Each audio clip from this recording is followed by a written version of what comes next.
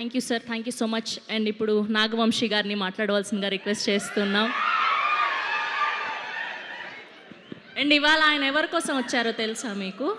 Just ఊరికే ఊరికే సుప్రియ గారి కోసం వచ్చా. నాకు కూడా తెలియదు, ఊరికే అడుగుతున్నానండి. ఇందాక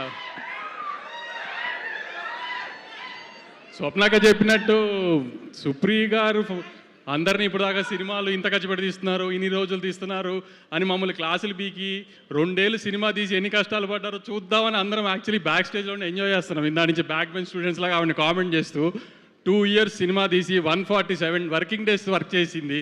సో మమ్మల్ని ఎవరిని తిట్టే రైట్ లేదని వెనకాల నుంచి ఆవిడని ఎక్కిరిస్తానికి వచ్చాము. యాక్చువల్లీ మేము విష్ చేయడం కంటే ఎక్కువ సుప్రియ గారికి ప్రొడ్యూసర్ కష్టాలు ఏంటో శేష్ గారు చూపించినందుకు నేను చాలా థ్యాంక్స్ శేష్ గారు.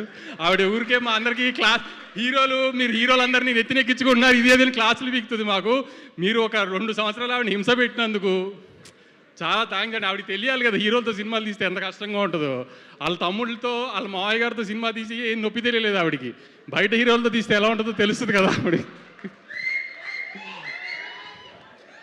అయినా మీరు మా అందరి క్లాసులు పీకి ఫైనల్గా సినిమా తీసినందుకు మీకు ఖచ్చితంగా హిట్ రావాలని గట్టిగా కోరుకుంటూ మీరు త్వరలో ఇంకా బయట హీరోలతో సినిమాలు తీసి మాలా కష్టపడాలని కోరుకుంటున్నాను. Thank you.